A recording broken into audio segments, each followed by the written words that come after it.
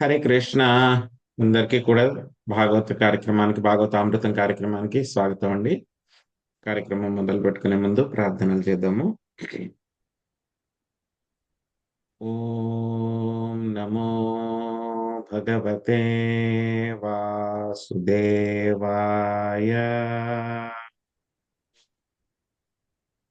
ఓం నమో భగవతే వాసుదేవాయ.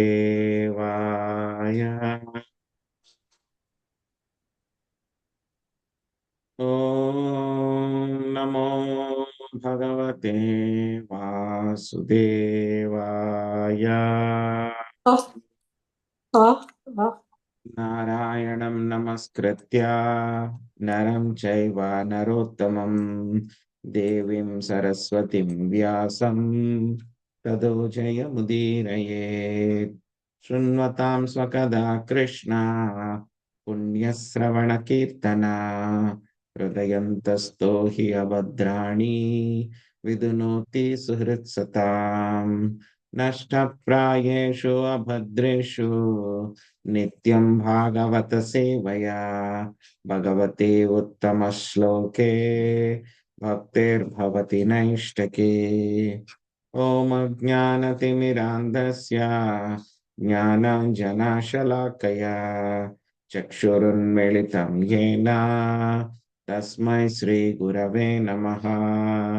శ్రీచైతన్యమనోభీష్టం స్థాపితం యేన భూతలే స్వయం రూపా కదా మహ్యం దదాతి స్వపదాంతికం.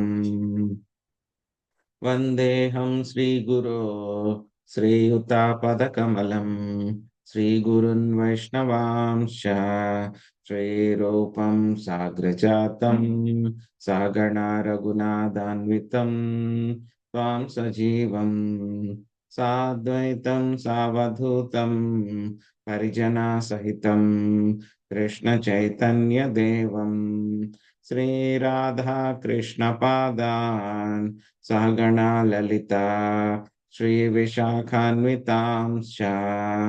హే కృష్ణ కరుణా సింధో దీనబంధో జగత్పతే గోపేశా గోపికా కాంత రాధా కాంత నమోస్తుతే. తప్త కాంచన గౌరాంగే రాధే వృందావనేశ్వరి వృషభానుసుతే దేవి ప్రణమామి హరిప్రియే. వాంఛాకల్పతరుభ్యశ్చ కృపా సింధుభ్య ఏవ చ పతితానాం పావనేభ్యో వైష్ణవేభ్యో నమో నమః.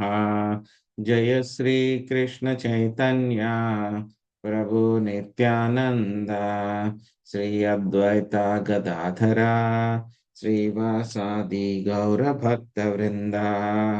హరే కృష్ణ కృష్ణ కృష్ణ హరే హరే హరే రామ రామ రామ హరే హరే.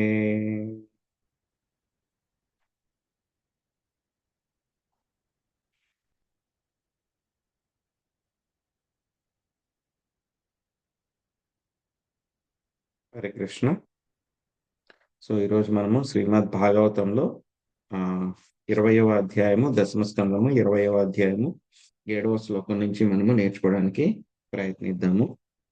సో ఈ యొక్క అధ్యాయం పేరు బృందావనమున వర్ష శరత్ ఋతువులు అనేటువంటి ఒక అధ్యాయము.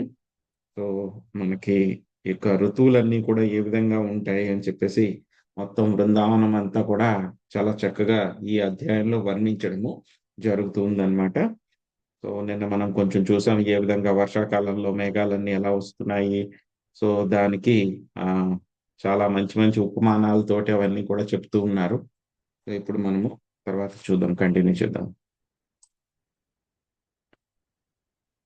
తపకృషా దేవమీఢా ఆసీద్వర్షీయసీమహి యథైవా కామ్యతాపసస్తనుః సంప్రాప్య తత్ఫలం. పాశం లక్ష్మీ మాతాజీ మీరు అనువాదం చదవండి, తర్వాత భాష్యము శశికళ మాతాజీ చదవండి. హరే కృష్ణ ప్రభుజీ దండవత్ ప్రణామ్. ధరణి గ్రీష్మ తాపముచే సుఖిం సుఖించినను పుష్కించినను. వానదేవుని శుష్కించినను వానదేవునిచే తడిసినంతటా తిరిగి పుష్టించెదను అని ఆ విధముగా అది భౌతిక ప్రయోజనముల కొరకు చేసిన తపస్సుచే దేహము శుష్కించినను ఆ తపఫలము లభించినంతటా తిరిగి పరిపుష్టి చెందిన వ్యక్తిని బోలెను. హరే కృష్ణ ప్రభుజీ దండవత్ ప్రణామ్.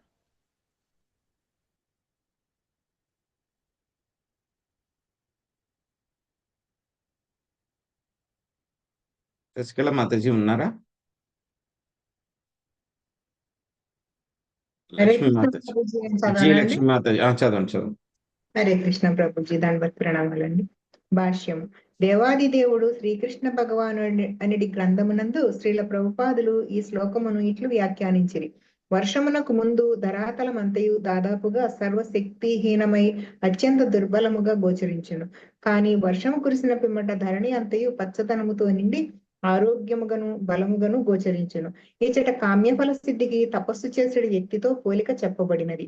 వర్షాకాలము పిమ్మట ధరణి యొక్క సమృద్ధి స్థితి కామ్య సిద్ధితో పోల్చబడును. దేశము అవాంఛనీయ ప్రభుత్వముచే నియంత్రణకు గురి అయినప్పుడు ఆ ప్రభుత్వమును నియంత్రించుటకు వ్యక్తులు దళములు తీవ్రముగా తపోనిష్టలను ఆచరింతురు. అట్టి నియంత్రణను సాధించినంతటా వారు అధిక మొత్తములో జీతభత్యములను పొంది వర్ధిల్లగలరు. ఇది కూడా వర్ష ఋతువునందు ధరణి వర్ధిల్లుట వంటిదే. నిజమునకు మనుజుడు ఆధ్యాత్మిక సుఖమును సాధించుట కొరకే తీవ్రమగు తపోనిష్టలను చేపట్టవలెను. కేవలము భగవదనుభూతిని బడయుట కొరకే తపస్సును చేపట్టవలెనని శ్రీమద్ భాగవతమునందు ఉపదేశించబడినది. భక్తిమయ తపస్సుచే మనుజుడు ఆధ్యాత్మిక జీవనమును పొందును. దానిని పొందినంతటా అతడు అపరిమిత ఆధ్యాత్మిక ఆనందమును బడేను. కానీ ఎవరేని ఏదో భౌతిక లాభము కొరకు తపస్సును చేపట్టినచో భగవద్గీత యందు తెలుపబడినట్లు దాని ఫలితములు తాత్కాలికములై ఉండును. కేవలము అల్పబుద్ధులే వాటిని కోరుకునేద్దరు. Hare Krishna Prabhuji. Thank you Prabhuji. So ఏమవుతుంది మనకి వేసవకాలంలో మనందరికీ కూడా అనుభవం ఏమవుతుంది, భూమి అంతా ఎలా ఉంటుంది, చాలా శుష్కించిపోతూ ఉంటుంది అనమాట. ఎక్కడైనా భూమి మీద మనం చూసాం అనుకోండి, భూమి మీద పగుళ్ళన్నీ కూడా వస్తూ ఉంటాయి. ఆ ఆ, భూమి గీతల్లాగా అవన్నీ కూడా వస్తూ ఉంటాయి. ఎక్కడ చూసినా సరే చాలా డ్రైగా అనిపిస్తూ ఉంటుంది అనమాట. పొడి పొడిగా ఉంటుంది అంతా కూడాను. సో చూస్తే కనుక భూమి సరిగ్గా లేదు, అందంగా ఉండదు. యాక్చువల్ గా భూమి చూడడానికి వేసవకాలంలో అందంగా ఉండదు. మనకి పగుళ్ళు వచ్చి ఒక రకంగా చాలా నీరసించిపోయినటువంటి వ్యక్తిలాగా, శుష్కించిపోయినటువంటి వ్యక్తిలాగా, ఎవరైనా ఒక వ్యక్తికి ఆరోగ్యం సరిగ్గా లేదనుకోండి, ఎలా ఉంటుంది, అతనికి చాలా బిక్కపలచి పడిపోయి చాలా నీరసంగా మొఖం పీక్కుపోయి అలా ఉంటుంది కదా. సో అలాగే భూమి కూడా వేసవ కాలంలో ఇంచుమించు చూడడానికి అలాగే ఉంటుంది అనమాట. ఎక్కడైతే కనుక సమృద్ధిగా నీటి వనరులు లేకపోతే కనుక ఎలా ఉంటుంది, అలాగే ఉంటుంది అనమాట. కానీ ఎప్పుడైతే గనక వర్షాకాలం వచ్చింది అనుకోండి, వర్షం పడింది, మొదటి తొలకరి వాన పడింది, ఆ తర్వాత ఏమవుతుంది, భూమి మొత్తము చక్కగా ఆ పగుళ్ళన్నీ ఏవైతే ఉన్నాయో అవన్నీ కూడా ఏమవుతాయి, వాటంతట అవే పూడుకుపోతాయి అవన్నీ కూడా. సో అప్పుడు భూమి చూస్తే ఎలా ఉంటుంది, చాలా నిండుగా అందంగా తడిగా చాలా బాగుంటుంది చూడడానికి కూడా. సో అక్కడక్కడ సరస్సులు కొలనులు అన్నిటిలో కూడా ఏమవుతుంది, నీళ్లు అవన్నీ కూడా నిండిపోయి ఉంటాయి. అప్పుడు మనకి ఎక్కడికైనా మనం వెళ్ళామనుకోండి, చూసామనుకోండి, ఏమనిపిస్తుంది, అబ్బా చాలా అందంగా ఉంది ఇక్కడ, ఇక్కడ చాలా బాగుంది అని అనిపిస్తూ ఉంటుంది. అదే వేసవకాలంలో అక్కడికి వెళ్ళామనుకోండి, నీళ్లు లేవనుకోండి, ఒక చెరువు దగ్గరికి వెళ్ళాం, వేసవకాలంలో వెళ్ళాం, నీళ్లు లేకపోతే ఏమనిపిస్తుంది మనకి, ఏం బాగాలేదని అనిపిస్తుంది. అదే వర్షాకాలంలో చక్కగా పూర్తిగా నిండిపోయింది అనుకోండి ఆ చెరువు, దాని పక్క నుంచి నీళ్లు అవన్నీ కూడా వస్తూ ఉన్నాయి, రోడ్డు మీద టచ్ అవుతూ ఉన్నాయి, ఎంత అందంగా ఉంటుంది, చాలా చాలా బాగుంటుంది అనమాట. సో అదే విధంగా ఇక్కడ కూడా వానదేవుని చేత తడిసిన తర్వాత ఏమవుతుంది, సో ఎప్పుడైతే కనుక గ్రీష్మ తాపంతోటి చాలా డ్రై అయిపోయింది భూమి అంతా కూడా, కానీ వానదేవుడి వల్ల ఏమైంది, తడిసిన తర్వాత ఏమవుతుంది, చాలా పుష్టిగా పుష్టిగా ఉంటుందన్నమాట. ఒక నిమిషం.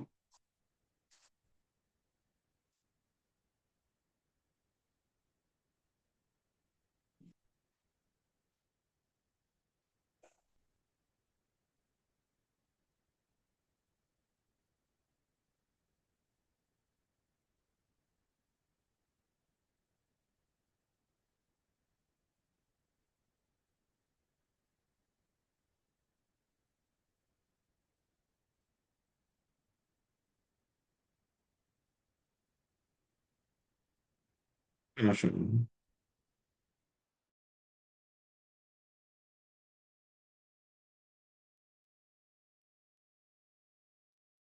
సో అదే విధంగా ఇక్కడ ఏం చెప్తున్నారు, ఇక్కడ ఎవరైతే కామ్య సిద్ధి ఫల సిద్ధి కోసము తపస్సు చేసేటువంటి వ్యక్తి కూడా ఎలా ఉంటారో అలాగే ఉంటారు అన్నమాట. తపస్సు చేసేటప్పుడు ఎవరైనా వ్యక్తి ఏమవుతుంది, చాలా కఠోరమైనటువంటి నిష్ఠ అంతా కూడా పాటిస్తూ ఉంటారు కాబట్టి వాళ్ళ యొక్క శరీరం అంతా కూడా శుష్కించిపోతుంది అనమాట. కానీ ఎప్పుడైతే కనుక వాళ్ళు తపో ఫల సిద్ధి పొందిన తర్వాత ఏమవుతుంది, మళ్ళీ వాళ్ళకి పుష్టిగా వాళ్ళందరూ కూడా తయారవుతారన్నమాట. సో మనం చూసాం కదా, దేవహూతి మాత అదే విధంగా ఆ ఆవిడ కూడా భర్తతో పాటు తపస్సు చేస్తూ, కర్దమునితో పాటు తపస్సు చేస్తూ ఉన్నప్పుడు ఏమైపోయింది, ఆవిడ కూడా రాజకుమారి అంతకు ముందు ఆవిడ. సో రాజకుమార్తె అన్నమాట. ఆవిడ కూడా ఆ తపస్సు అంతా కూడా చేసి ఏమైపోయింది, ఆవిడ చాలా శుష్కించిపోయింది ఆవిడ కూడా. తర్వాత ఏం చేశారు, కర్దమ్ముని ఆవిడ్ని మొత్తం అంతా కూడా ఒక సరస్సులోకి వెళ్ళి స్నానం చేయమని చెప్పారు.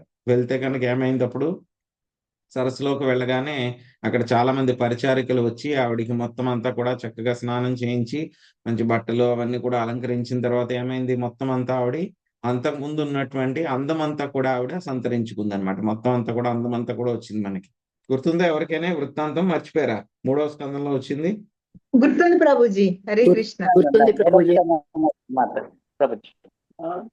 సో అదే విధంగా ఇక్కడ కూడా అన్నమాట, వాన వచ్చిన తర్వాత ఏమవుతుంది, మొత్తము భూమి అంతా కూడా మళ్ళీ పూర్వపు ఆ యొక్క అందం అంతా కూడా వాన సంతరించుకుంటుంది అన్నమాట.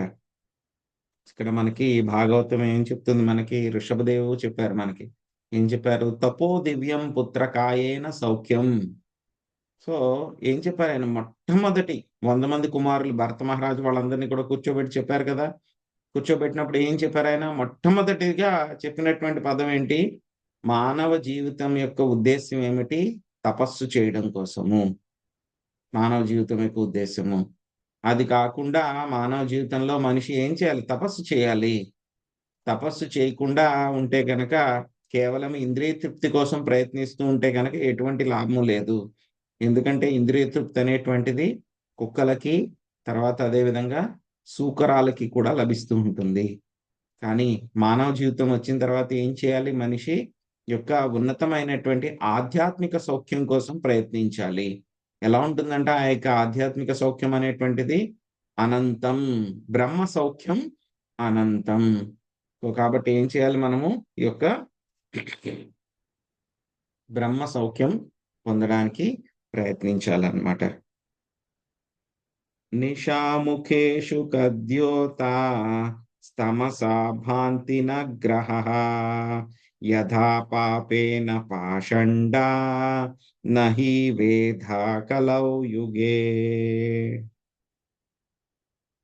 సుబ్రహ్మణ్య ప్రభుజీ మీరు అనువాదము భాష్యంలో మొదటి పారాగ్రాఫ్ చదవండి.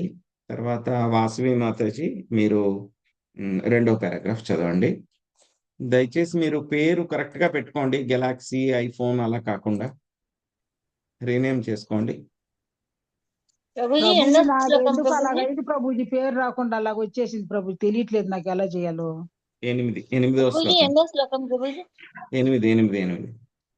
హరే కృష్ణ ప్రభుజీ.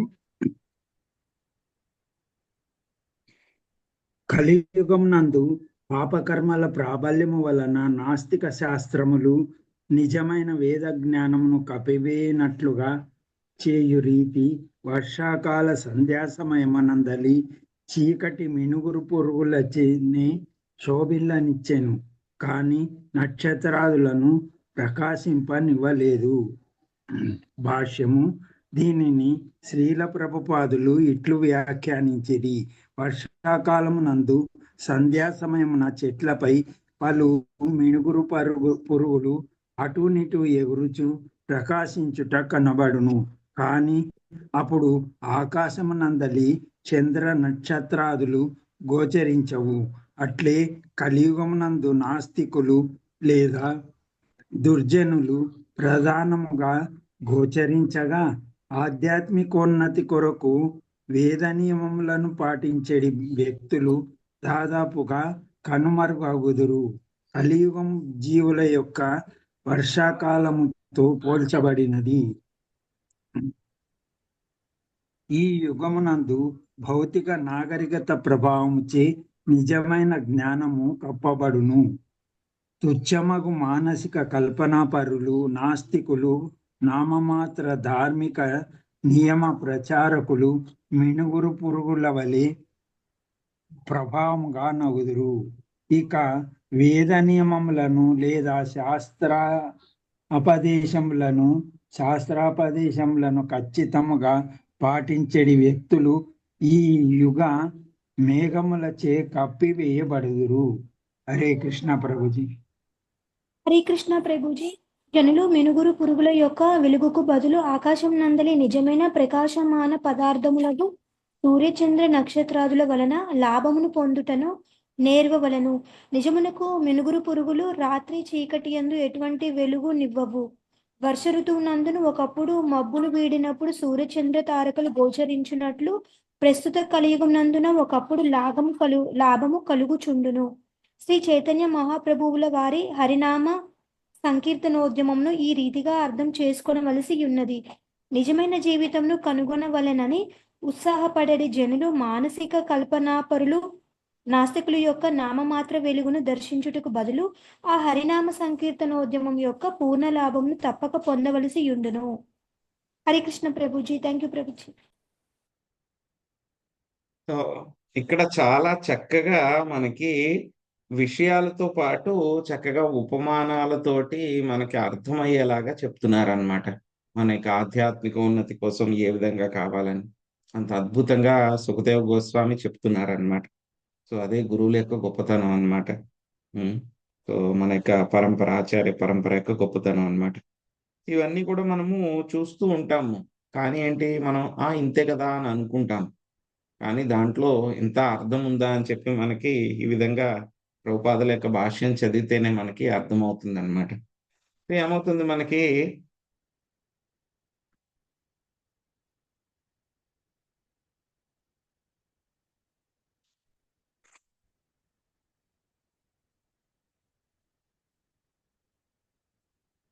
ఏమవుతుంది, వేసవకాలంలో మనం చూస్తాం మినుగురు పురుగులు వస్తాయి.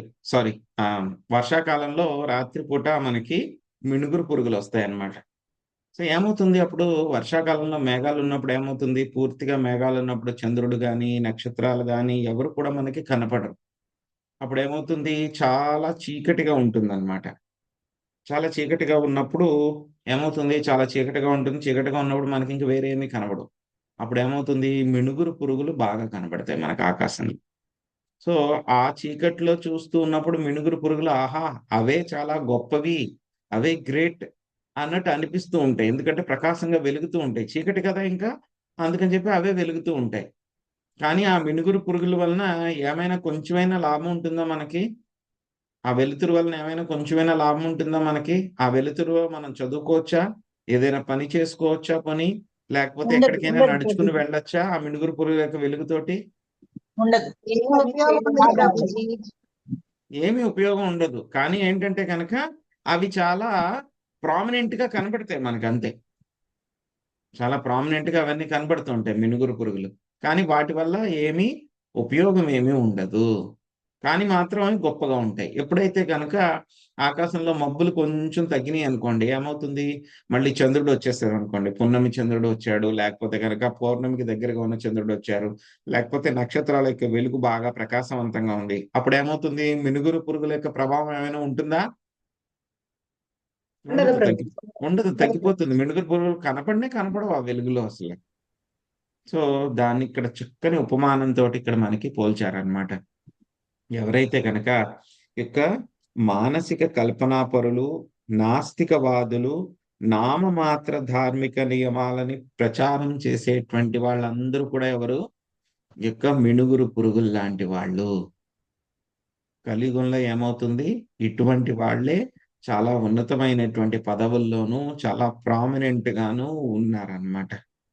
సో అందుకని పాపం అమాయక ప్రజలందరూ కూడా ఏమవుతుంది, చీకట్లో ఉన్నవాడికి ఏమవుతుంది, మినుగురు పురుగే గొప్ప. అలాగే కలియుగంలో ఉన్నటువంటి ప్రజలకి ఈ యొక్క మినుగురు పురుగు లాంటి వాళ్ళు వీళ్ళే గొప్పగా కనబడతారు. కాబట్టి వాళ్ళు ఏం చేస్తారు, వాళ్ళని పాటించడానికి, వాళ్ళు చెప్పిన విధానాన్ని పాటించడానికి ప్రయత్నిస్తూ ఉంటారు. కానీ ఎలా అయితే కనుక మినుగురు పురుగు వెలుగు వలన ఏమీ ప్రయోజనం ఉండదు. మినుగురు పురుగు వెలుగు వల్ల ఏ ప్రయోజనం కూడా ఉండదు, దేనికి పనికిరాదు అది. అలాగే ఇటువంటి వాళ్ళని పాటించడం మూలంగా మనకి ఎటువంటి ఆధ్యాత్మిక ఉన్నతి కానీ, మన యొక్క జీవితం బాగుపడడం కానీ ఏది కూడా జరగదు. ఇది తెలుసుకోవాలన్నమాట కలియుగంలో. కానీ ఏమవుతుంది, కలియుగంలో ఇవంతా కూడా చాలా ప్రామినెంట్ గా ఉంటారన్నమాట వీళ్ళందరూ కూడా. కానీ ఏమవుతుంది, ఒక్కొక్కసారి వర్షాకాలంలో కూడా ఏమవుతుంది, మనం ఇప్పుడే చెప్పుకున్నాం కదా, ఆ మబ్బులు వదిలినవి అనుకోండి, ఏమవుతుంది, మళ్ళీ చంద్రుడు ఆ నక్షత్రాల వెలుగు వస్తుంది ఒక్కొక్కసారి. అప్పుడు ఈ మిణుగురు పురుగులన్నీ కూడా ఏమైపోతాయి, మాయమైపోతాయి. మాయమంటే కనుక ఉంటాయి కానీ వాటి యొక్క వెలుగు ఏమీ ప్రభావం ఉండదు. అదే విధంగా ఈ యొక్క చంద్రుడు ఎవరు మనకి, చైతన్య మహాప్రభు, గౌరచంద్ర. సో ఆయన వచ్చినటువంటి, ఆయన యొక్క పరంపరలో వచ్చినటువంటి, యొక్క గురు శిష్య పరంపరలో వచ్చినటువంటి వాళ్ళు చూపించేటువంటి మార్గం ఎలా ఉంటుంది. సో అందుకే చెప్తారు కదా, ఒక చక్కని పాట ఉంటుంది, నితాయ్ పద కమలా కోటి చంద్ర సుశీతల. సో నితాయ్ యొక్క పాద పద్మాలు ఎలా ఉంటాయంట, కోటి చంద్రుల్లాగా చాలా చల్లగా ఉంటాయంట. సో అలాగా అటువంటి చల్లని కాంతి చంద్రుడి లాంటి యొక్క చైతన్య మహాప్రభు మనకి యొక్క హరినామ సంకీర్తన ఉద్యమాన్ని ఇవ్వడం జరిగిందనమాట. చూడండి, హరినామ సంకీర్తన ఉద్యమం రాకముందు వరకు కూడా, అంటే భక్తి సిద్ధాంత సరస్వతి ఠాకూర్ గారు, శ్రీల ప్రభుపాదుల వారు రాకముందు మిగతా ఉద్యమాలన్నీ కూడా చాలా ప్రామినెంట్ అయినవి, వాళ్ళే గొప్పగా కనిపించారు. ఎందుకంటే గనక మధ్యలో యొక్క గౌడీయ వైష్ణవ పద్ధతి ఏమైంది, కొంచెం మరుగున పడిపోయింది. భక్తి వినోద్ ఠాకూర్ గారు మళ్ళీ దాన్ని ఉద్ధరించడానికి ప్రయత్నించారు. భక్తి సిద్ధాంత సరస్వతి ఠాకూర్ గారు మంచి ఫౌండేషన్ వేశారు. ఆ తర్వాత శ్రీల ప్రభుపాదుల వారు ఏం చేశారు, ఆ యొక్క ఫౌండేషన్ మీద పెద్ద పెద్ద భవనాలే కట్టేశారు. మొత్తం ప్రపంచం అంతా కూడా ఈ యొక్క హరినామ సంకీర్తన ఉద్యమాన్ని మొత్తం ప్రచారం చేశారు ఆయన, సేనాపతి భక్త. సో చేసిన తర్వాత చూడండి, మిగతా పద్ధతులు ఏమైనా ప్రామినెంట్ గా ఉన్నాయా, ఉన్నాయి అక్కడక్కడ. కానీ ఏమవుతున్నాయి, అవన్నీ కూడా ఈ యొక్క హరినామ సంకీర్తనోద్యమం ముందు అవన్నీ కూడా వెలవెలబోతూ ఉన్నాయి, అవన్నీ కూడాను. సో మిగతావన్నీ కూడా ఏమిటి, మిణుగురు పురుగులు లాంటివి. సో అదే ఇక్కడ మనకి ప్రభుపాదుల వారు చెప్తున్నారనమాట భాష్యంలో అన్నమాట.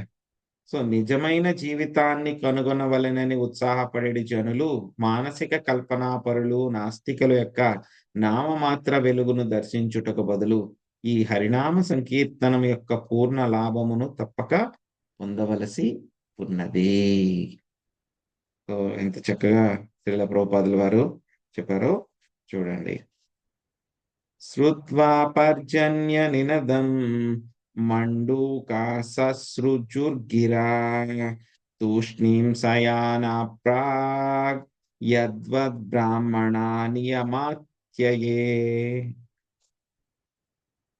రసికల మాతాజీ అనువాదం చదవండి. భాష్యము లక్ష్మీ శ్రీనివాస మాతాజీ చదవండి. హరే కృష్ణ ప్రభుజీ, ప్రణామాలు. ఉదయమున మౌనముగా తమ కర్మలను ఆచరించిన బ్రాహ్మణ విద్యార్థులు తమ గురువు గారి పిలుపును వినంతట పాఠములను వల్లవేయట ఆరంభించినట్లు ఇంతకాలం మౌనముగా ఉన్న కప్పలు మేఘ గర్జనను వినినంతట బెకబెకలాడసాగిన. ధన్యవాదాలు ప్రభుజీ. హరే కృష్ణ ప్రభుజీ, దండవత్ ప్రణామాలు. భాష్యం. దీనికి శ్రీల ప్రభుపాదుల వారి వ్యాఖ్యానం ఇట్లున్నది. తొలి వర్షము పిమ్మట మేఘములు ఉరిమినప్పుడు అకస్మాత్తుగా అధ్యయనం నందు నెలకొనిన విద్యార్థుల వలె కప్పలు బెకబెకలాడసాగినవి. విద్యార్థులు సాధారణముగా తెల్లవారుజాముననే మేల్కొనవలసి ఉండును, కానీ వారంతట వారే ఎప్పుడునూ మేల్కొనరు. గుడి గంట లేదా సంస్థాన గంట మ్రోగినప్పుడు వారు మేల్కొనెదరు. గురువుగారి ఆజ్ఞ మేరకు వెంటనే మేల్కాంచి వారు ఉదయ కర్మలను ముగించుకొని వేదాధ్యయమునకు మంత్రోచ్చారణకు ఆసీనులగుదురు. అట్లే ప్రతి ఒక్కరూ కలియుగ అంధకారంలో శయనించి ఉన్నారు. కానీ మహాచార్యుడు అరుదెంచి పిలుపునిచ్చినంత మాత్రముననే నిజ జ్ఞాన ప్రాప్తికై ఎల్లరూ వేదాధ్యయనమును చేపట్టగలరు. హరే కృష్ణ ప్రభుజీ, ధన్యవాదాలు. సో మనం చూస్తూ ఉంటాం ఏమవుతుంది, వర్షాకాలంలో కప్పలన్నీ కూడా ఏమవుతుంది, తొలకరి వాన పడగానే అవన్నీ అప్పుడు దాకా ఎలా ఉంటాయి, సైలెంట్ గా ఉంటాయి, ఏం మాట్లాడకుండా. కానీ ఎప్పుడైతే కనుక వాన పడిందో వెంటనే ఏమవుతాయి, అవన్నీ కూడాను బెక్కబెక్కమని చెప్పేసి శబ్దం చేయడము అవన్నీ కూడా మొదలు పెడతాయి అన్నమాట. సో ఎలా అని చెప్పి వాటితో పోలుస్తున్నారు.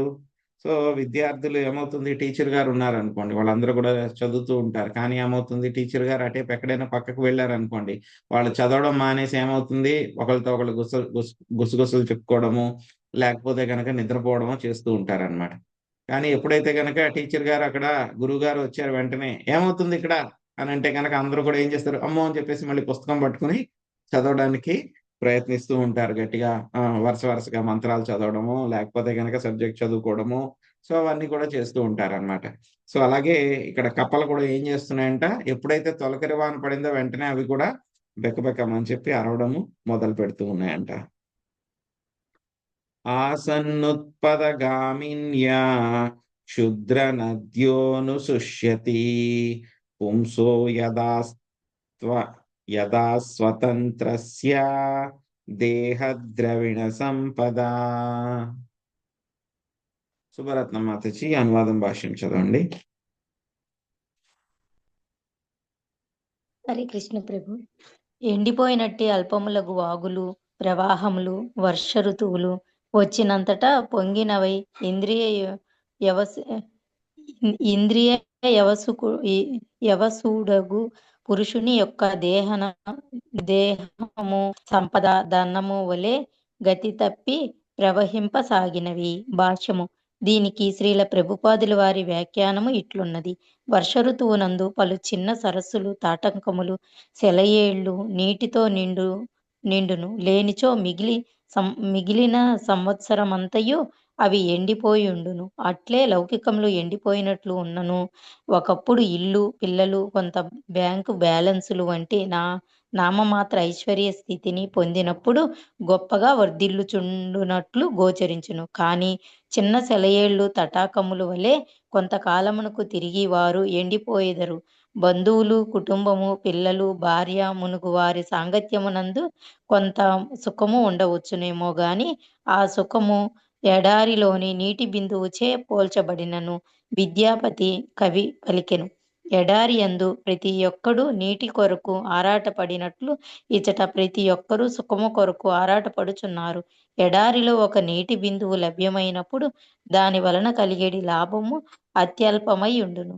లౌకిక జీవన రీతిలో జనులు సుఖసాగరముకై తహతహలాడుచున్నారు. కానీ సంఘము, మిత్రులు, లౌకిక ప్రేమ అను రూపము వారు కేవలము నీటి బిందువును మాత్రమే పొందుచున్నారు. ఎండాకాలమునందు సెలయేళ్లు, తటాకములు, సరస్సులు నీటితో నిండిన చందమున వారికి ఎన్నడూ తృప్తి కలగదు. హరే కృష్ణ. హరే కృష్ణ. సో మనము ఒక్కొక్కసారి కొన్ని ఊర్లోకి వెళ్తాం. వెళ్ళినప్పుడు అక్కడ పాడుపడిపోయినటువంటి ఇళ్ళు అవన్నీ కూడా కనబడుతూ ఉంటాయి. సో ఒక్కొక్కసారి వెళ్తే కనుక మన పెద్దవాళ్ళవే యాన్సెస్టర్స్ అన్నమాట, వాళ్ళవేవో ఇల్లు కూడా అవి కనబడుతూ ఉండొచ్చు. లేకపోతే ఎక్కడైనా సరే మనం రాజులు, కోటలు ఉన్నాయనుకోండి పాతవి, అక్కడికి వెళ్ళినప్పుడు చూస్తాం. మనం చూసినప్పుడు ఏమవుతుంది, అక్కడ ఇది వరకు అందరూ చక్కగా అక్కడ ఏం చేసేవాళ్ళు, అందరూ కూడా బతికేవాళ్ళు అక్కడ. కానీ ప్రస్తుతం ఎలా అయిపోయినాయి అవన్నీ కూడాను, శిథిల పడిపోయినాయి అవన్నీ కూడాను. అంటే ఒకప్పుడు అవన్నీ కూడా చాలా చక్కగా కళకళలాడుతూ అందరితోటూ కూడా ఉండి చాలా చాలా బాగా ఉండేవి. కానీ ఏమైపోయింది, ఇప్పుడు అవన్నీ కూడా శిథిలమైపోయినాయి అన్నమాట. చూస్తాం కదా మనం, ఎవరైనా పల్లెటూరులో కూడా చాలా చోట్ల అలాంటి ఇళ్ళు అన్నీ ఉంటాయి. సిటీస్ లో కూడా ఉంటాయి చాలా చోట్ల. ఎవరైనా చూసేటువంటి వాళ్ళు లేకపోతే కనుక ఏమవుతుంది, ఇల్లు అవన్నీ కూడా వదిలేసి ఉంటారు కదా, అలాగా కనపడతాయి లేదా మనకి? కనపడతాయి ప్రభుజీ. కనిపిస్తాయి ప్రభుజీ. కనపడతాయి. ఇది వరకు వాళ్ళు ఉండేవాళ్ళు అంటే ఇక్కడ, వీళ్ళు ఉండేవాళ్ళు అంటే ఇంత పెద్ద కుటుంబం ఉండేదంట అని చెప్పి చెప్పుకుంటాం కదా. సో అలాగే ఏమవుతుంది, ఈ యొక్క ప్రభుపాద గారు అదే విషయాన్ని ఇక్కడ చెప్తున్నారు అన్నమాట. సో అట్లే లౌకికులు ఎండిపోయినట్లు ఉన్నను, ఒకప్పుడు ఇల్లు, పిల్లలు, కొంత బ్యాంకు బ్యాలెన్స్ వంటి నామమాత్ర ఐశ్వర్య స్థితిని పొందినప్పుడు గొప్పగా వర్తిల్లునట్లు గోచరింతురు. ఏమవుతుందని చెప్తున్నారు. ఎప్పుడైతే కనుక ఒక్కొక్కసారి వర్షం వస్తే కనుక ఏమవుతుంది, ఈ యొక్క వాగులు ఇవన్నీ కూడా ఏమవుతాయి, పూర్తిగా నిండిపోతాయి. కానీ మళ్ళీ ఎండాకాలం వస్తే కనుక ఏమవుతుంది, మళ్ళీ అవన్నీ కూడా ఎండిపోయి కళావిహీనంగా తయారవుతాయి. అదే విధంగా మనకి భౌతిక ప్రపంచంలో సంఘం, మిత్రులు, లౌకిక ప్రేమ అనేటువంటిది ఏమిటి, తాత్కాలికమే. సో అవన్నీ కూడా ఏంటి, నీటి బిందువును మాత్రమే వాళ్ళు పొందుతూ ఉన్నారు అనేటువంటి విషయం చెప్తున్నారు అన్నమాట. హరిత హరిభిషష్పైరీ ద్రాగోపైశ్చ లోహిత ఉచ్చలీంద్రాకృతఛాయా నృణాం శ్రీరివ భూరభూత్. శాంతి మాతాజీ అనువాదం భాషను చదవండి. హరే కృష్ణ. క్రొత్తగా మొలిచిన గడ్డి ధరణిని హరితమణిని చేయగా ఇంద్రగోప కీటకములు అరుణ వర్ణమును, తెల్లని పుట్టగొడుగులు, మరింత రంగును, ఛాయా వలయములను కలుగజేసినవి. ఆ విధముగా పృథ్వీ అకస్మాత్తుగా ధనికుడైన వ్యక్తి వలె గోచరించెను. కృష్ణ కృపామతి శ్రీల ప్రపాద వారి భాష్యం ప్రపాదకి జై. రుణం అను పదము రాజవంశమునకు చెందిన వ్యక్తులను సూచించునని శ్రీధర స్వామి వ్యాఖ్యానించిరి. ఈ విధముగా తేజోమయ అరుణవర్ణ కీటకములతోనూ తెల్లని పుట్టగొడుగులతోనూ అలంకృతమైన శోభాయమానమగు హరిత క్షేత్రము రాజు యొక్క సైనిక బల ప్రదర్శనముతో పోల్చనగును. హరి వర్షం పడిన తర్వాత ఏమవుతుంది, కొంచెం సేపటికి ఒక వారం రోజులకి 10 రోజులకి అక్కడ ఏమవుతుంది, చిన్న చిన్నగా కొత్తగా గడ్డి మొలుస్తూ ఉంది, మొలకలు అవన్నీ కూడా వస్తూ ఉంటాయి అన్నమాట. సో వాటితో పాటు ఏమవుతుంది, వర్షం పట్టినప్పుడు తెల్లని పుట్టగొడుగులు కూడా వస్తూ ఉంటాయి అన్నమాట. సో అవన్నీ కూడా ఏమవుతుంది, చూడడానికి చాలా అందంగా రకరకాల రంగులన్నీ కూడా కనబడుతూ ఉంటాయి అన్నమాట.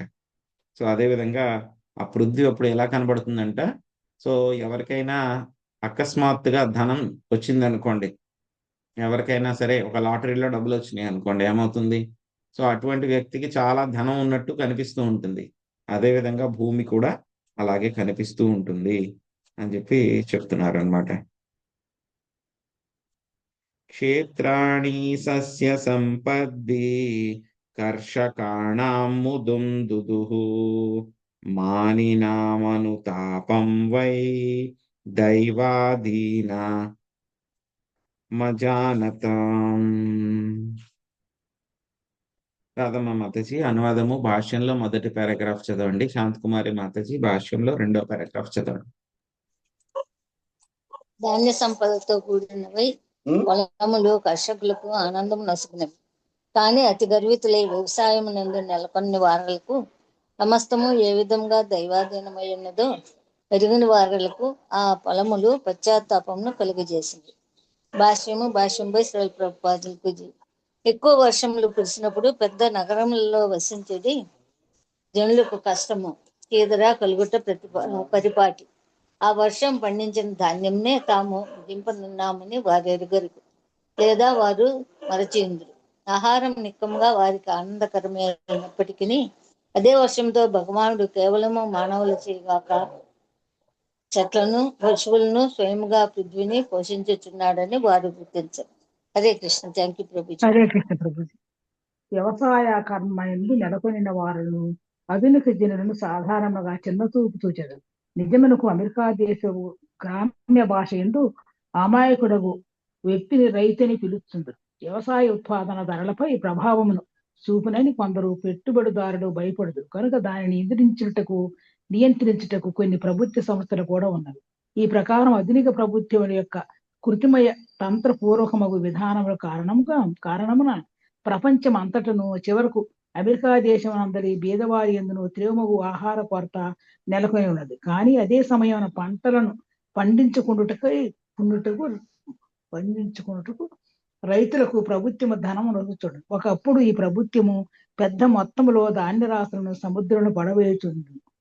ఈ విధముగా అహంభావులు, అజ్ఞానులకు పరిపాలకులు అతి గర్వితులై భగవన్ నియమములను పాటించరు లేదా వాటిని గుర్తించరు. వారు జనులకు సదా దుఃఖమనే కలిగించదు. కాగా భగవద్భావన పూర్ణమగు ప్రభుత్వము సర్వులకు పుష్కములుగా అన్నమును ఆనందము నొసగును. హరే కృష్ణ ప్రభు. Thank you Prabhuji. So so ఎప్పుడు కూడా ఎలా ఉంటుంది అని అంటే కనుక ఇది నిన్నెక్కడో నేను న్యూస్ లో చూశాను అనమాట. సో ఏంటి న్యూస్ అని అంటే కనుక దాంట్లో మనకి బంగాళాదుంపలు ఉంటాయి కదా, అవి రేట్ ఎంత ఉన్నాయంట, 1 కేజీ ₹1 ఉందంట మార్కెట్లో రేటు. పాపం రైతు ఎంతో కష్టపడి 3 నెలల్లో ఎంతో కష్టపడి సంపాదిస్తే ఎంతుంది మార్కెట్లో రేటు? కేజీ ₹1 అంట. ఏమొస్తుంది? అది తీసి అక్కడ మార్కెట్‌కి తీసుకుని వెళ్ళి ఆ ట్రాన్స్‌పోర్టేషన్ డబ్బులు కూడా రావు. పెట్టుబడి కూడా రాదు. పెట్టుబడి సంగతి తర్వాత. అది తీసి వాటిని ఫ్రీగా మార్కెట్‌కి తీసుకుని వెళ్ళిన డబ్బులు కూడా రావు. అందుకని ఏం చేస్తున్నాడంటే రైతు, మళ్ళీ అనవసరం అని చెప్పేసి ఆ పంట కోయకుండా దాన్ని మళ్ళీ అలాగే దున్నేస్తున్నాడంట. చూడండి ఇలాంటివి ఇంకా చూస్తాం చాలా మంది. కాయగూరలకి చాలా చోట్ల ఏమవుతుందో ఒక్కొక్కసారి వెళ్తే కనుక వాళ్ళందరూ కూడా మార్కెట్‌లో వాళ్ళు ఉంటారు కదా, వ్యాపారం చేసేటువంటి వాళ్ళు. తక్కువ రేటుకి మాత్రం ఇవ్వరు వాళ్ళు. కావాలంటే గనక ఆ పంట నాశనం చేసి కుళ్ళబెట్టేసైనా పాడేస్తారు వాళ్ళు. కానీ తక్కువ రేటుకి మాత్రం అమ్మి. సో ఈ విధంగా ఏంటంటే కనుక ప్రభుత్వాలు, అదేవిధంగా మధ్యలో ఉన్నటువంటి వ్యాపారులు వీళ్ళందరూ ఏం చేస్తూ ఉన్నారు? మ్యానిప్యులేషన్ చేస్తూ ఉన్నారనమాట. అన్ని చోట్ల జరుగుతున్నాయి. ఇక్కడనే కాదు, ప్రతి వస్తువులోను, ప్రతి మార్కెట్‌లోను. అదేంటంటే గనక మనకు తెలియపోతే గనక అంతా బానే జరుగుతుంది కదా అని అనిపిస్తుందనమాట. కానీ తెలిస్తే గనక ఓహ్! ఈ విధంగా వీళ్ళు మ్యానిప్యులేట్ చేస్తున్నారా దీన్ని, మోసం చేస్తున్నారు అని అనిపిస్తూ ఉంటుందనమాట. సో, కానీ ఎప్పుడైతే గనక మనకి వానలు పడినియనుకోండి, వానలు పడితే గనక రైతు ఏమవుతాడు? వెంటనే చాలా ఆనందపడతాడు. అంటే సరైన సమయంలో పడాలి. పంట చేతికొచ్చే సమయంలో వాన పడితే గనక మళ్ళీ ఏమవుతుంది? పంట నాశనం అయిపోతుంది. కానీ పంట పెట్టే సమయంలో కనుక వాన పడితే గనక ఏమవుతుంది? రైతు ఎంతో ఆనందపడతాడనమాట. కానీ పట్టణాల్లో ఉండేటువంటి వాళ్ళందరూ ఏమవుతుంది? వానలు పడినియనుకోండి, వాళ్ళేమనుకుంటారు? ఎహే! మేము బయటికి వెళ్ళడానికి కుదరట్లేదు. లేకపోతే గనక మాకు ఆఫీస్‌కి వెళ్ళడానికి కష్టంగా ఉంది. సో, ఇక్కడ వరదలొస్తూ ఉన్నాయి. ఇదంతా కూడా ఇబ్బంది. ఎందుకసలు వానలు పడకుండా ఉంటే మంచిది కదా అని చెప్పి వాళ్ళు భావిస్తూ ఉంటారనమాట. సో, ఇక వాన పడుతూ ఉంటే గనక ఏమవుతుంది? ఈ యొక్క పొలాలన్నీ చూస్తే గనక వాళ్ళకి పశ్చాత్తాపం కలుగుతుందంట. ఎందుకు పశ్చాత్తాపం కలుగుతుంది? చెప్పుకున్నాం గదా! ఈ యొక్క వ్యాపారులు. సో, పంటలు పుష్కలంగా పండినియి అనుకోండి, ఏమవుతుంది? వాళ్ళకి ఎంతొచ్చేసినియి కదా! అంటే గనక మేము ఆల్రెడీ దాచిపెట్టిన దానికి ఎక్కువ రేట్లు రావు అని చెప్పి వాళ్ళు బాధపడిపోతారు. అంటే ఎక్కువ వస్తే గనక ఏమవుతుంది? వాళ్ళకి మంచి రేటు రాదు. ఎక్కువ వాళ్ళు మ్యానిప్యులేషన్ చేయడానికి కుదరదు అని చెప్పి వాళ్ళందరూ బాధపడిపోతూ ఉంటారనమాట. సో, ఇదే విషయాన్ని ఇక్కడ ప్రభుపాదుల వారు చెప్పారనమాట. సో, అది రైతుల యొక్క కష్టం గురించి, అదే విధంగా ఎవరైతే గనక పెద్దగా వీటిని మ్యానిప్యులేట్ చేస్తూ ఉంటారు. సో, ఒక్కొక్కసారి కొంతమంది చాలా గొప్పగా చెప్తూ ఉంటారనమాట. సో, మీరు భగవంతుడికి అభిషేకం చేస్తూ ఉన్నారు. లేకపోతే గనక పాలన్నీ కూడా వృధా చేస్తూ ఉన్నారు. ఎందుకు టెంపుల్స్‌లో మీరు డబ్బులేయడం ఎందుకు? సో, అది ఎవరికైనా సరే మీరు భోజనం పెట్టొచ్చు కదా! భగవంతుడికి ఎందుకు అర్పించాలి? సో, ఇలాగా వీళ్ళు రూల్స్ అన్నీ కూడా చెప్తూ ఉంటారు వీళ్ళందరూ కూడా. కానీ వాళ్ళ పర్సనల్ లైఫ్‌లోకి వెళ్లి చూస్తే గనక వాళ్ళు సినిమాకి ఏం చేస్తున్నారు వీళ్ళు అంటే గనక వాళ్ళు రూ. 1000 పెట్టి సినిమా టికెట్ పెట్టుకొని సినిమా చూడ్డానికి వెళ్తారు వాళ్ళు. వాళ్ళు సినిమా ఎందుకు చూడాలి? ఆ రూ. 1000 పెట్టి ఒక 10 మందికి వాళ్ళు భోజనం పెట్టొచ్చు కదా! అక్కడ భగవంతుడు గుర్తురారు వాళ్ళకి. వాళ్ళ ఎంజాయ్‌మెంట్ కోసం చేస్తూ ఉన్నప్పుడు వాళ్ళకి భగవంతుడు గుర్తురారు.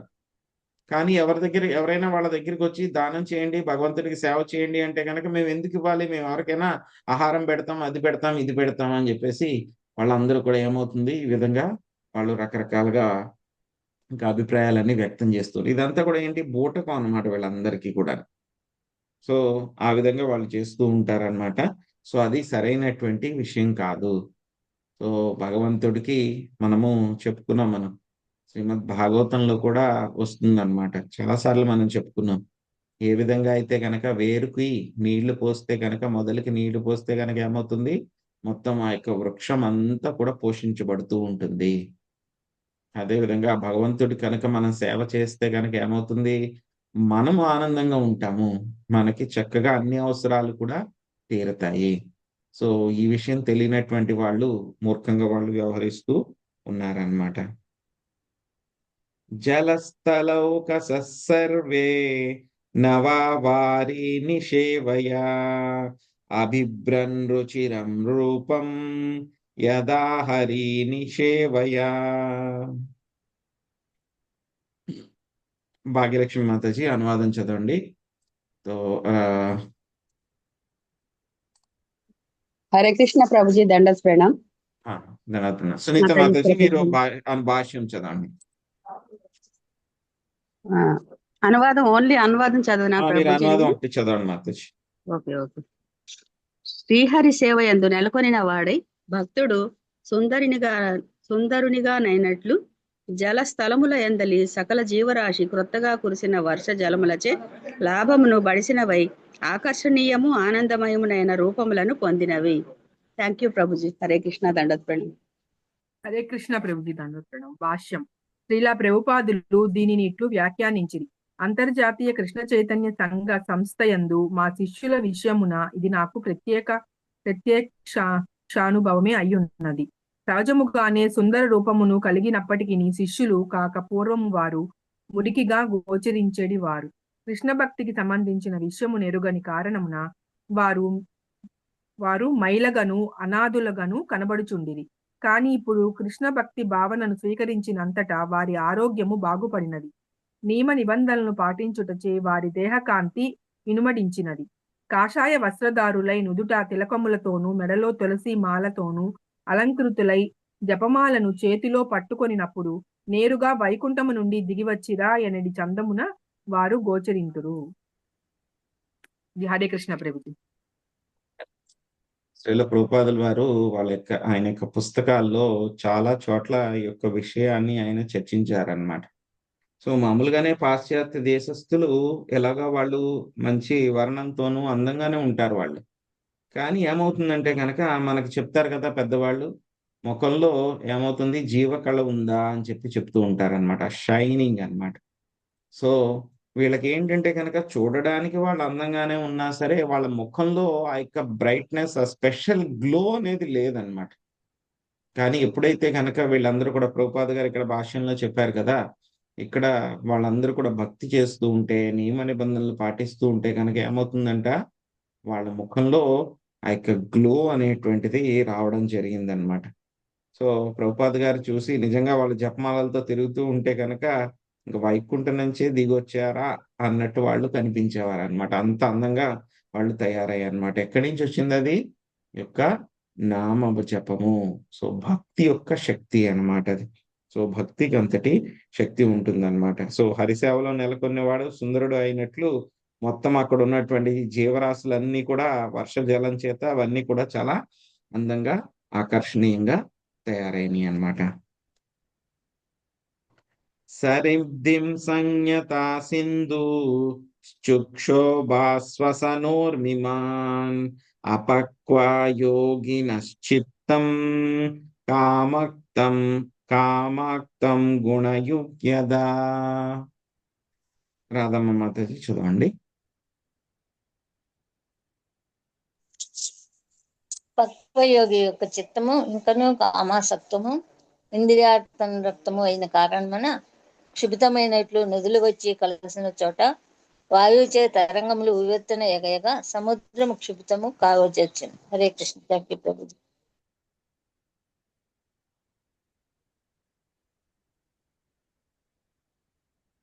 ఎక్కడైతే కనుక ఏమవుతుంది, ఈ యొక్క నదులు వెళ్ళి సముద్రంలో కలుస్తూ ఉంటే కనుక ఏమవుతుంది, అక్కడ చాలా యొక్క కెరటాలు, ఆ యొక్క వేవ్స్ అన్నమాట, వాటి మూలంగా ఏమవుతుంది, నీటి వల్ల అవన్నీ కూడా పైకి కిందకి బాగా ఏమవుతుంది, కెరటాలు అవన్నీ కూడా వస్తూ ఉంటాయి సముద్రంలోకి నది వెళ్ళి కలిసినప్పుడు అన్నమాట, నీటి వల్ల ఆ ప్రవాహం వలన అన్నమాట. సో అదే విధంగా ఎవరైతే కనుక యోగి ఇంకా పరిపక్వత చెందలేదో అతని యొక్క చిత్తంలో ఏముంటాయి, ఇంకాను కామాసక్తి, ఇంద్రియానురక్తము ఇవన్నీ కూడా ఉంటాయి అన్నమాట. దాని గురించి ఇక్కడ చెప్తున్నారు. అవన్నీ ఇప్పుడు ఏమవుతుంది, ఇప్పుడు వర్షం కురిసిన తర్వాత ఆ నదులన్నీ కూడా ఏమవుతున్నాయి, సముద్రంలో కలుస్తున్నాయి. కలిసేటప్పుడు ఏమవుతుంది, ఆ యొక్క నీరు కలుస్తూ ఉన్నప్పుడు అవంతా కూడా చాలా యొక్క గాలి చేత అవంతా కూడా బాగా అలలు కింద, అలజడి కింద ఉందన్నమాట. సో అదే అపరిపక్వత ఉన్నటువంటి యోగి యొక్క మనస్సు కూడా అల్లకల్లోలంగా అలాగే ఉంటుంది. ఎప్పుడైతే కనుక యోగి పరిపూర్ణ స్థితిని సాధించాడో ఏమవుతుంది, అతని మనసులో ఎటువంటి అలజడి కూడా ఉండదు. సో భగవద్గీతలో కూడా చెప్తారు కదా స్వామి, ఎప్పుడైతే కనుక యోగి నిష్ట సాధించినప్పుడు ఏ విధంగా అయితే కనుక గాలి లేనప్పుడు దీపం వెలుగుతూ ఉంటుందో స్థిరంగా, అదే విధంగా యోగి యొక్క మనస్సు కూడా ఉంటుందన్నమాట. సో ఇక్కడ ఏమవుతుంది, కానీ అపరిపక్వ యోగి యొక్క మనస్సులాగా అవన్నీ కూడా చాలా అలజడితో ఉన్నాయన్నమాట. గిరయో వర్షధారాభి హన్యమానాన విద్యధు అభిభూయాయమానావ్యా సనైర్యథాక్షదోజచేతసా.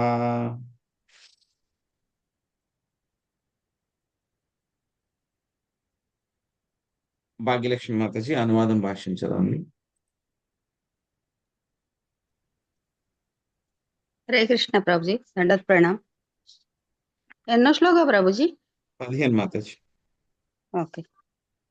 కృష్ణగత చిత్తులకు భక్తులు నానా విధములకు విపత్తులకు గురి అయినప్పటికీ ప్రశాంతంగా నిలిచి ఉండు రీతి వర్ష ఋతువునందు పర్వతములు వర్షధారలచే పదే పదే కొట్టబడినను ఎంత మాత్రమూ చలింపలేదు. భాష్యం రచించిన శ్రీల ప్రభుపాద వారికి జై. వర్షధారలచే కొట్టబడినప్పుడు పర్వతములు చలింపవు, పైగా అవి ధూళి తొలగినవై దేదీప్యమానముగాను సుందరముగాను ఒప్పారును. అట్లే భగవద్భక్తుడు కలత చెందించు పరిస్థితులందు కూడా తన భక్తి కార్యక్రమమునందు విచలితుడు కాడు. పైగా ఆ పరిస్థితులు అతని హృదయమునందలి ప్రపంచాసక్తి అనేది ధూళిని కడిగివేయును. ఆ విధముగా విపత్కర పరిస్థితులను ఓర్చుకొనుచు భక్తుడు పరమ సుందరినిగాను దేదీప్యమానునిగాను ఒప్పారును. నిజముగా భక్తుడు జీవితమునందలి సమస్త కష్టములను కృష్ణ కరుణగా స్వీకరించును. పూర్వకర్మ ఫలముల వలననే కష్టములన్నీ కలుగుచున్నవని అతడు ఎరిగి ఉండును. Thank you Prabhuji. Hare Krishna. దండప్రీడం. Hare Krishna. So ఏమవుతుంది, వర్షాలు బాగా పడినప్పుడు ఏమవుతుంది, బాగా నా పర్వతాలన్నీ కూడా ఏమవుతుంది, పర్వతాలకు ఏమైనా అవుతుందా, కొండలకి ఏమైనా అవుతుందా, ఏమీ అవ్వదు. కానీ ఆ కొండల పైన ఉన్నటువంటి ఆ యొక్క ధూళి దుమ్ము మట్టి చెత్త చెదారం ఏదైతే ఉందో అవన్నీ కూడా మొత్తం కొట్టుకుని వెళ్ళిపోతాయి. సో అదే విధంగా ఎవరైతే కనుక కృష్ణ భక్తులు ఎవరైతే ఉన్నారో వాళ్ళు భగవంతుడి యొక్క సేవలో నిలిచి ఉన్నప్పుడు ఏమవుతుంది, వాళ్ళకు కూడా ఒక్కొక్కసారి యొక్క కష్టాలు అవన్నీ కూడా వస్తూ ఉంటాయి అన్నమాట.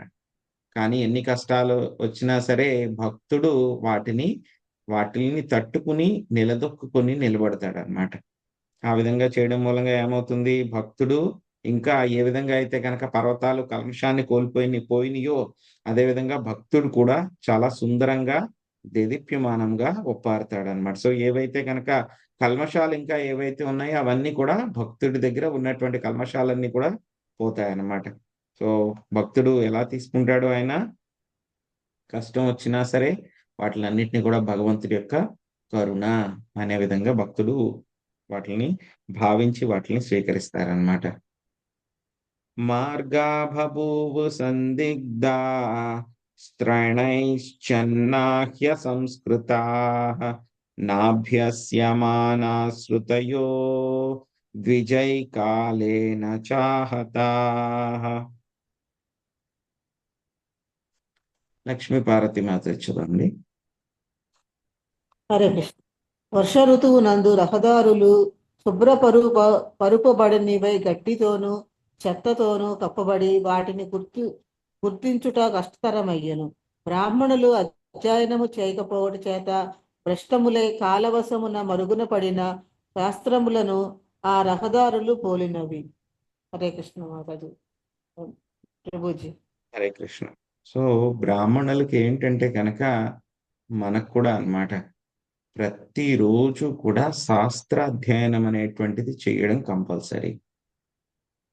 ఎప్పుడైతే కనుక మనకి ఒక చోట నేను చదవడం జరిగిందనమాట, ఏవైతే కనుక వేదాలు ఒక జనరేషన్ లో ఎవరైతే కనుక ఆ పుస్తకాలను ఎవరైనా సరే చదవకపోతే కనుక ఏమవుతాయంటే అవన్నీ కూడా మరుగున పడిపోతాయంట. ఒక జనరేషన్ అంటే ఏమిటి, ఒక తరంలో వాళ్ళు ఏవైనా సరే మంచి మంచి వేదాలు కానీ శాస్త్రాలు కానీ వాళ్ళు చదవకుండా ఉంటే కనుక అవి ఇంకా మరుగున పడిపోతాయంట. ఎవరు కూడా వాటిని ఇంకా మళ్ళీ వెనక్కి తీసుకుని రాలేరన్నమాట. అదేవిధంగా మనం బ్రహ్మ సంహిత చదువుకుంటున్నాం కదా, సో అవి కూడా ఏమైపోతుంది, అవన్నీ కూడా అలాగే మరుగున పడిపోయినాయి. చైతన్య మహాప్రభు కేరళ వెళ్ళినప్పుడు అక్కడ ఒక ఆదికేశవ టెంపుల్ అనుకుంటా, నాకు సరిగ్గా గుర్తులేదు. సో అక్కడ ఆయన బ్రహ్మ సంహిత అవునండి, మాతాజీ అదే చెప్పారు. ఆదికేశవ మీరు చెప్పింది కరెక్టే ప్రభు. సో ఆదికేశవ టెంపుల్లో ఆయనకి వెళ్ళినప్పుడు అక్కడ లైబ్రరీలో ఒక బ్రహ్మ సంహిత దొరుకుతుంది. అక్కడ కూడా ఏమవుతుంది, మనకు ఉన్నటువంటి 5వ చాప్టర్ ఒకటే దొరికింది బ్రహ్మ సంహిత. సో మిగతావన్నీ కూడా ఏమైంది, ఒక తరం వాళ్ళు వాటిని వాడలేదు, అవన్నీ కూడా మరుగున పడిపోయినాయి. మనకు ఓన్లీ 5th చాప్టర్ ఒకటే ఉంది బ్రహ్మ సంహిత మన దగ్గర ఈ రోజు కూడా, మిగతావన్నీ లేవు, తెలీదు. సో అలాగే ఈ ముఖ్యమైనటువంటి విషయాలు, శాస్త్రాలు, గ్రంథాలు కూడా మనం ఏం చేయాలి, అధ్యయనం చేస్తూ ఉండాలి. మనం అధ్యయనం చేస్తుంటే కనుక ఏమవుతుంది, మనకి ఉపయోగపడడమే కాకుండా మన తర్వాతి జనరేషన్ వాళ్ళకి వెళ్తాయి. మనం అందించాలి అంటే కనుక వాటిని మనం స్టడీ చేయాలి. మనం స్టడీ చేయడం మానేసామంటే కనుక ఏమవుతుంది, ఆటోమేటిక్గా అంతే, ఇంక వాటి పని అయిపోయింది. అదే విషయాన్ని ఇక్కడ చెప్తూ ఉన్నారు. బ్రాహ్మణులు అధ్యయనము చేయకపోవటచే భ్రష్టములై కాలవశమున మరుగును పడిన శాస్త్రములు. చూడండి, ఇప్పుడు ఎవరు చెప్పారు ఇది? సుఖదేవ్ గోస్వామి చెప్పారు. సుఖదేవ్ గోస్వామి చెప్పారు, ఎప్పుడు 5000 సంవత్సరాల ముందు చెప్పారు ఆయన. సో ఈ విధంగా జరుగుతుంది, అధ్యయనం చెయ్యాలి ప్రతి ఒక్కళ్ళు అని చెప్పేసి చెప్పడం జరిగింది అనమాట. సో ఏమవుతుందంటే కనుక మనకి ఒక్కొక్కసారి చూస్తాం, బాగా వానలు వచ్చినప్పుడు ఏమవుతుంది, బాగా బురద, మట్టి ఇవన్నీ కూడా బాగా పొంగిపోయినాయి అనుకోండి. నీళ్ళు ఒక్కొక్కసారి చిన్న చిన్న వరదల్లాగా వచ్చేస్తూ ఉంటాయి. అంటే బాగా నీళ్లు బాగా పెరిగిపోయినాయి, పెద్ద వరదలు కాదు, చిన్నగా అన్నమాట. నీళ్ళన్నీ కూడా పెరిగిపోయి రోడ్ల మీద అంతా కూడా నీళ్ళు వచ్చి నిండిపోయినాయి అనుకోండి. నీళ్లు వెళ్ళిపోయిన తర్వాత ఎలా ఉంటుంది రోడ్డు? అక్కడక్కడ చెత్త, గడ్డి, చెదారం, ప్లాస్టిక్ బాటిల్స్ అన్ని కూడా ఉంటాయి. అసలు రోడ్డు కనపడదు, చాలా చెత్తగా ఉంటుంది కదా. సో అలాగే రహదారులన్నీ కూడా గుర్తించడం కష్టమైపోయింది. అదేవిధంగా బ్రాహ్మణులు అధ్యయనం చేయకపోతే కనుక ఏమవుతుంది, శాస్త్రాలన్నీ కూడా ఆ యొక్క మరుగున పడిపోయినట్లు ఆ రహదారులన్నీ కూడా ఏమైపోయినాయి, కప్పబడిపోయినాయి అవన్నీ కూడాను. సో కాబట్టి యొక్క శాస్త్రాలు కేవలం మనకి ఏదో PDF ఉంది, ఆన్లైన్లో ఉంది మనకి, లేకపోతే పుస్తకం మా ఇంట్లో ఉంది అని కాకుండా ప్రతిరోజు కూడా మనం తీసి వాటిని కుదిరినంతగా మనం అధ్యయనం చేయడానికి, అధ్యయనం చేయడానికి మనము ప్రయత్నించాలన్నమాట. లోకబంధుషు మేఘేషు విద్యుత చల సౌహృదా స్థైర్యం న చక్రు కామిన్యా పురుషేషు గుణిష్వివా. లక్ష్మీ శ్రీనివాస్ మాతాజీ అనువాదం భాషించడం. 19 ప్రభుజీ. మీరు చదవండి. 17 మాతాజీ. 17 మరి.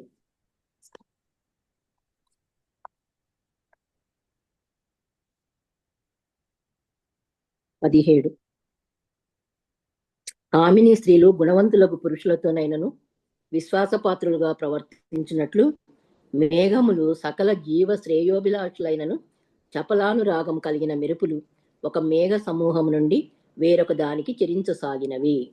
భాష్యం. శ్రీల ప్రభుపాదులు దీనిని ఇట్లు వ్యాఖ్యానించిరి. వర్ష ఋతువునందు మెరుపులు ఒక మేఘ సమాచారమునందు గోచరించి పిదప వెంటనే వేరొక మేఘ సమూహమునందు గోచరించుచుండును. మనస్సును ఒక పురుషుని యందు స్థిరముగా నిలపనట్టి కామిని స్త్రీని ఈ దృగ్విషయము పోలును.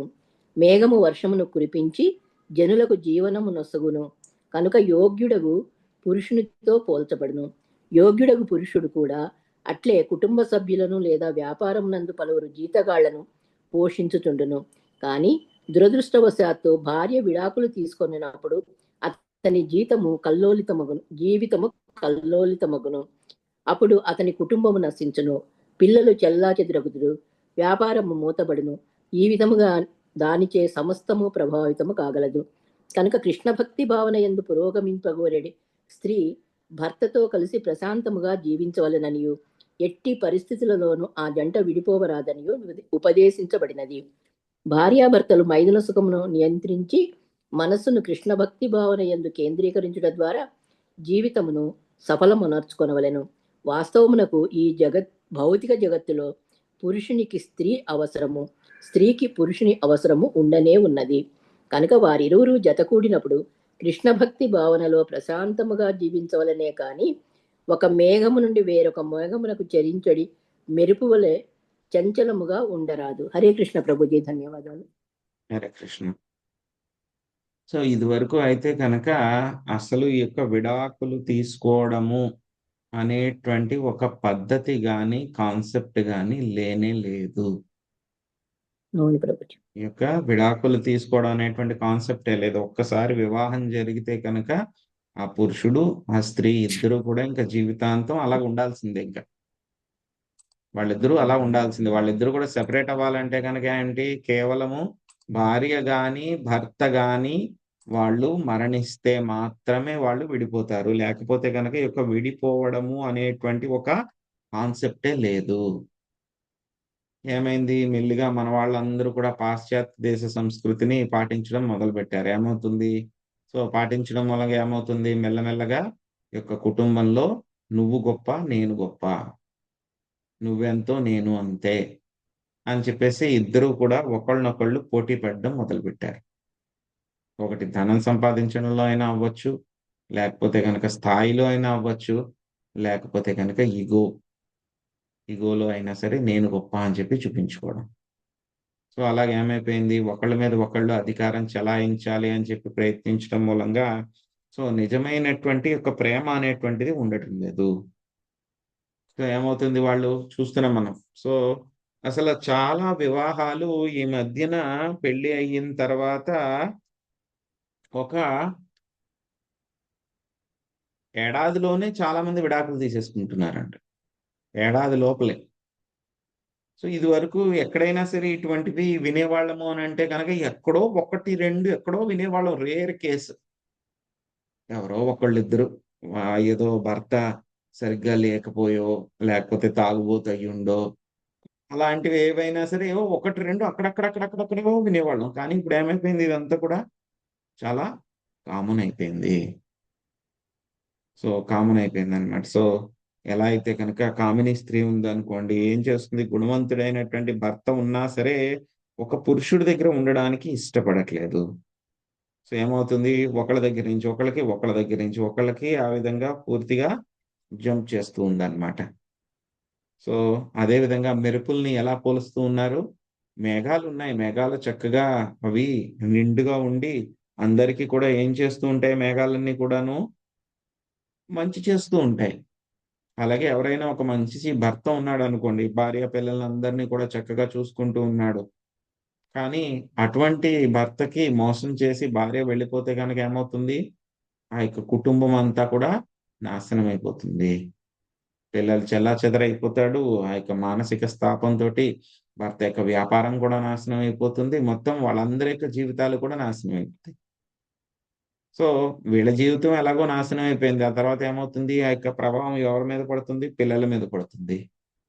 వాళ్ళు కూడా సరైనటువంటి పోషణ, ఆలన పాలన లేకుండా పెరగడం మూలంగా వాళ్ళందరూ కూడా ఎలా తయారవుతారు, సమాజంలో వాళ్ళు సమాజానికి ఒక బరువు, సమాజానికి తోడ్పడేటువంటి వాళ్ళు కాదు, సమాజానికి వాళ్ళు ఒక బరువు అనమాట, బర్డెన్ లాగా వాళ్ళు తయారవుతారు అనమాట. సో దీంట్లోంచి బయటపడాలి అని అంటే కనుక ఏం చేయాలి, మనము కృష్ణుణ్ణి మనం ఎక్కడ పెట్టుకోవాలి, మనకి సెంటర్లో పెట్టుకోవాలి, కృష్ణుని సెంటర్లో పెట్టుకోవాలి. సో భర్త ఏమనుకోవాలి, సో కృష్ణుడే నాకు ముఖ్యము, మొత్తం సేవలన్నీ కూడా నేను కృష్ణుడికే చేయాలి. కానీ ఏమిటి, కృష్ణుడు నాకు యొక్క భార్యని పిల్లల్ని కూడా చూసుకోవడానికి ఒక బాధ్యత నాకు అప్పగించారు. సో కాబట్టి నేను యొక్క పిల్లల్ని అదేవిధంగా భార్యని చక్కగా చూసుకోవాలి. అంటే ఏమిటి, కృష్ణ సంబంధము, కృష్ణుడు యాడ్ అయిపోయారు. ఆ తర్వాత ఏమవుతుంది, భార్య కూడా ఏమనుకోవాలి, సో కృష్ణుడే నాకు ముఖ్యము, కానీ కృష్ణుడు ఏంటంటే కనుక నన్ను నా యొక్క భర్త సంరక్షణలో ఉంచారు. సో కాబట్టి నేను ఆయనకి సేవ చేయాలి, తగినంతగా నేను ఆయనకి తోడ్పడాలి అనే విధంగా భార్య భావించాలి. సో ఆ విధంగా భార్యాభర్తలు ఇద్దరు కూడా భావిస్తే కనుక ఏమవుతుంది, కృష్ణుడు మధ్యలో ఉంటారు. మిగతావన్నీ ఏం జరిగినా సరే అవన్నీ కూడా కృష్ణుడితో ఉంటాయి.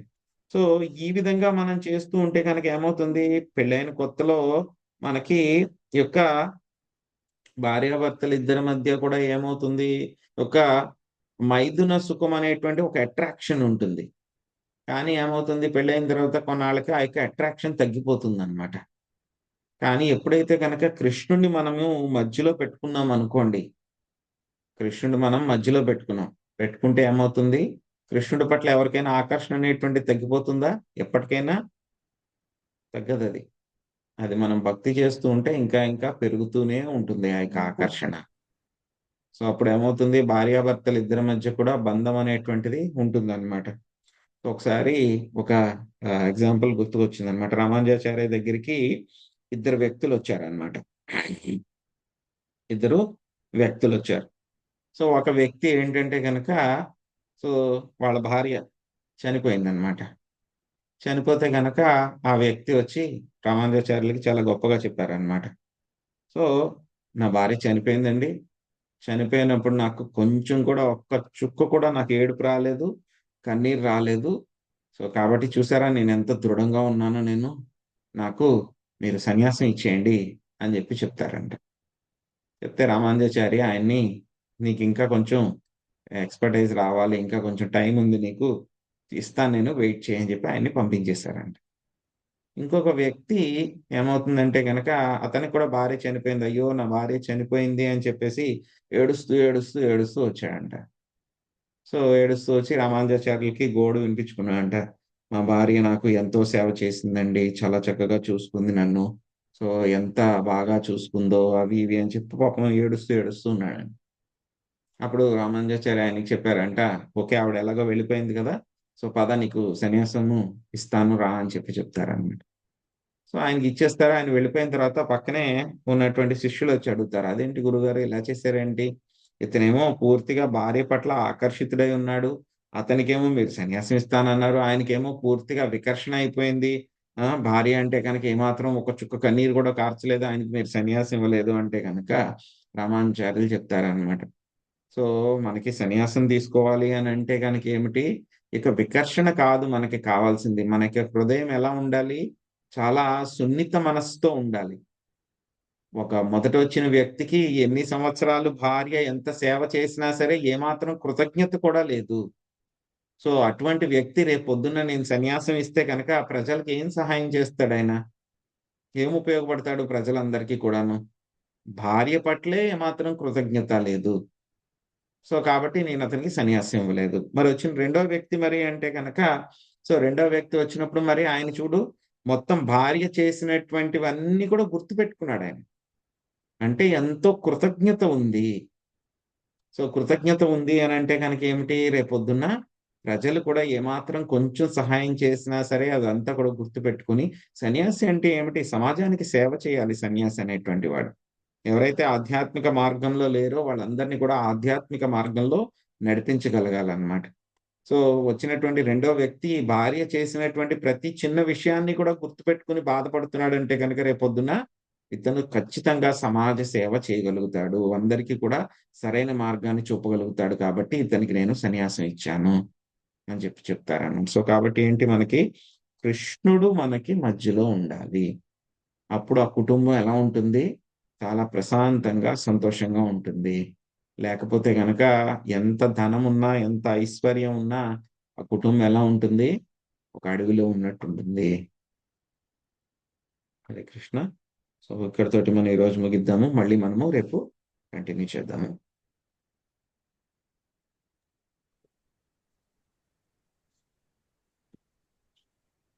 హరే కృష్ణ ప్రభుజీ, దండవత్ ప్రణామం.